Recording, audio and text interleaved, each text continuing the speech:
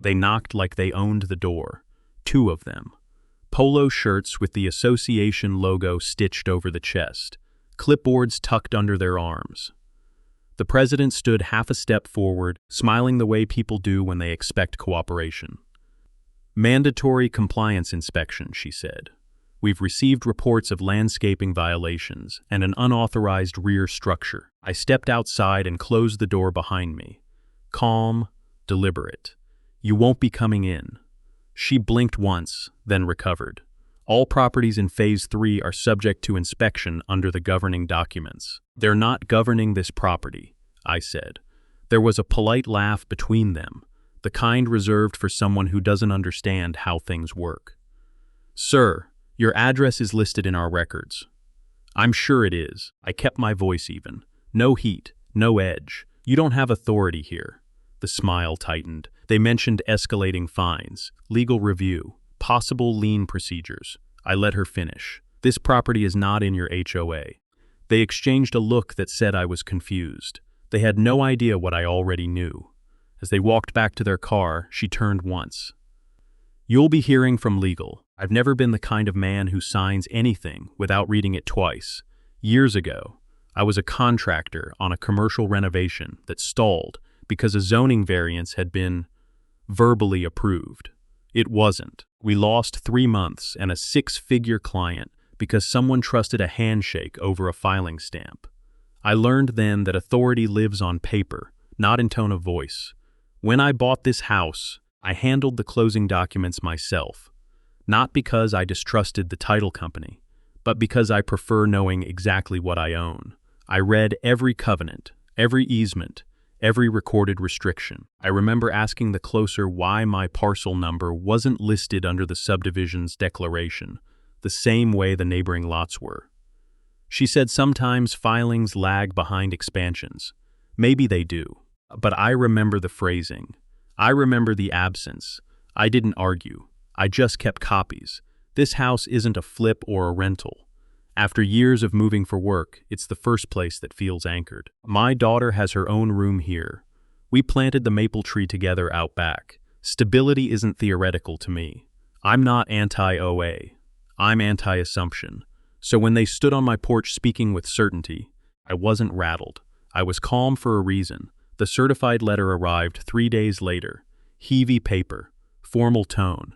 It cited specific violation codes: improper landscaping maintenance, unapproved accessory structure, failure to comply with inspection. Attached was a fine schedule with neat columns: first notice, second notice, continuing noncompliance. My address sat clearly beneath the heading: all properties within Phase 3. They moved quickly. Notice of violation, monetary penalty, warning of lien authority if fines remained unpaid. It followed a familiar structure, the kind designed to sound inevitable.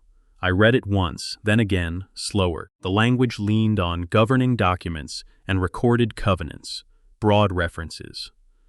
No parcel-specific attachment. A few days later, I went to a neighborhood cookout.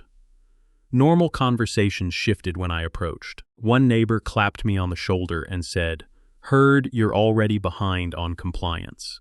Behind, as if membership were automatic. That's how these things work.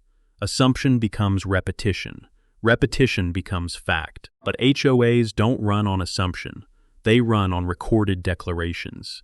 And declarations have boundaries. I hadn't pulled the original plat map again yet, but I was about to. The second letter came 2 weeks later. $150 added to my account for continued noncompliance. The tone sharpened. It referenced willful refusal. It suggested immediate corrective action. The third letter arrived before the ink on the second felt dry. $450 cumulative. Failure to remit could result in legal review and lien proceedings. They began photographing my backyard from the common trail that runs behind the fence line. I watched one evening as a compliance officer lifted a phone over the slats. Angling for evidence. That was when I responded. Once. My letter was 3 sentences. I requested documentation demonstrating recorded covenant applicability to my specific parcel number, including book and page reference. I asked for confirmation that my lot had been formally annexed into Phase 3 under state recording statutes. Their reply attached a copy of the HOA bylaws. Not the same thing. Bylaws govern members. Declarations create membership. I didn't respond again. Silence unsettles people who rely on momentum. Soon the president began copying the association's attorney on correspondence. The language shifted from reminder to formal demand. That's the point of no return. Once attorneys are involved, costs rise and positions harden. I felt irritation, but it was controlled. They were counting on intimidation, on the assumption that escalating numbers would force compliance.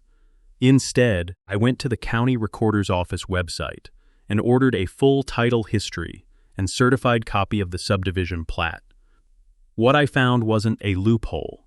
It was a boundary error. The certified plat arrived stamped and dated, the county seal pressed into the margin. Phase 3 ended cleanly along a measured boundary. Straight line, marked bearings, recorded coordinates. My lot sat 20 feet beyond it, not overlapping, not ambiguous. Beyond, I pulled the title history next. Years before the HOA filed its Phase 3 expansion, my parcel had been carved out of an adjacent tract and assigned its own legal description. Separate meets and bounds. Separate recording. I searched for an amendment, an annexation instrument attaching my parcel to the declaration. There wasn't one. Not in the original filing. Not in any supplement. None, legally. They had never annexed my property. Then I noticed something else in the financial disclosures attached to annual meeting minutes. The previous owner had paid dues. Regularly. Voluntarily. That's how the assumption took root. Payment became proof in their minds. No one checked the boundary. No one verified the recording. They operated on habit. I sat at my kitchen table with the plat map open in front of me and considered my next move. I could send everything immediately, end it with a single certified envelope, or I could let them continue building their position on paper. I chose patience, because the stronger their trail of formal threats, the stronger my position would become. I scheduled a consultation with a real estate attorney downtown. I didn't walk in angry. I walked in organized. He reviewed the plat first, then the title chain, then the recorded declaration. He leaned back in his chair and said, "Without a recorded annexation attaching this legal description to their declaration, they have no enforcement authority over you." No hesitation. I asked him to walk me through it twice. Jurisdiction hinges on recording. Recording creates enforceable covenant. No recording, no power. Then he added something I hadn't considered. If they're threatening lien action without authority, he said, that can cross into wrongful lien territory. Depending on how far they push it, there are statutory implications. Not dramatic, just factual. That was the moment leverage shifted. I compiled everything into a single binder. Certified plat copy, full title report, county tax parcel confirmation, HOA declaration filing dates, and written confirmation that no annexation instrument existed in the public record. Clean tabs. Highlighted sections. Nothing emotional. I didn't send it. Instead, I checked the association calendar. A board meeting was scheduled the following Tuesday. On the agenda, escalated compliance review, Lot 47. They thought they were preparing to authorize legal action. What they didn't realize was that votes happen in public, and paper reads differently out loud. The board meeting was held in the clubhouse, folding chairs set in uneven rows. About 30 homeowners showed up, more than usual. My name sat midway down the printed agenda under Compliance Escalation, Lot 47. The president spoke first, measured tone, structured delivery. She outlined the alleged violations, referenced unpaid fines, and noted my continued refusal to cooperate. It sounded clinical, procedural, designed to signal that the outcome was already moving in one direction. When the floor opened for homeowner response, I stood and carried my folder to the front table. No raised voice. No visible irritation. "I have a question before any vote is taken," I said. "Can you show the recorded covenant attaching my parcel number to this association?" There was a pause. Papers shifted. The The secretary flipped through a binder. The president referenced the Phase 3 expansion. I'm aware of the expansion, I replied. I'm asking for the specific recorded instrument annexing my legal description. Silence settled heavier this time. I removed the certified plat and handed it to the secretary. Please read the boundary description into the minutes. She hesitated, then complied. Meets, bounds, bearings. The line terminating 20 feet short of my lot. You could feel the room recalibrating. My parcel was recorded independently before the Phase 3 filing, I said. There is no annexation amendment adding it to the declaration. Without that, enforcement authority doesn't attach. I didn't accuse. I didn't posture. I added one final sentence. Continuing to assess fines or threaten lien action without jurisdiction may expose the board to liability. The association's attorney, who had been silent until then, leaned toward the president and spoke quietly. A brief exchange followed. Then he stood. We need a short recess. The shift wasn't loud, but it was unmistakable. When the board returned, the energy had shifted. The president's voice was softer, less declarative. The attorney spoke instead.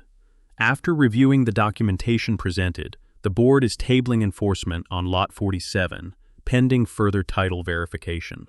Pending. No vote. No escalation. No mention of fines. The meeting moved on to landscaping budgets as if nothing had happened. But people weren't listening anymore. They were looking at me differently, curiosity replacing assumption. Within a week, a certified envelope arrived. Formal letterhead, careful wording. After review of recorded documents, the association acknowledges that the property identified as Lot 47 is not currently subject to the declaration of covenants. All assessed fines are hereby rescinded. Future enforcement actions will cease absent formal annexation. No apology, just administrative clarification. That was enough. Neighborhoods circulate information faster than official memos. The same neighbors who'd avoided eye contact at the cookout stopped me on evening walks. How'd you pull that off? I didn't give speeches. I just said, check your paperwork. My attorney called after the letter arrived. He said I had grounds to recover fees if I wanted to press the issue. Wrongful enforcement threats aren't taken lightly. I told him no. This was never about extracting money. It was about precedent, about drawing a clean line where one should have been drawn years ago. I sent one final certified letter, requesting written confirmation that my parcel would not appear in future governance documents, budgets, or compliance logs without a properly recorded annexation. They responded within 10 days. Clear, unambiguous, closed. One evening, I walked the back edge of the property with my daughter. We stopped at the survey marker near the maple tree we planted. I explained that boundaries matter, not just fences you can see, but lines recorded in ink. Authority sounds loud when it's assumed. It gets quiet when it's measured. I didn't defeat the HOA. I corrected it.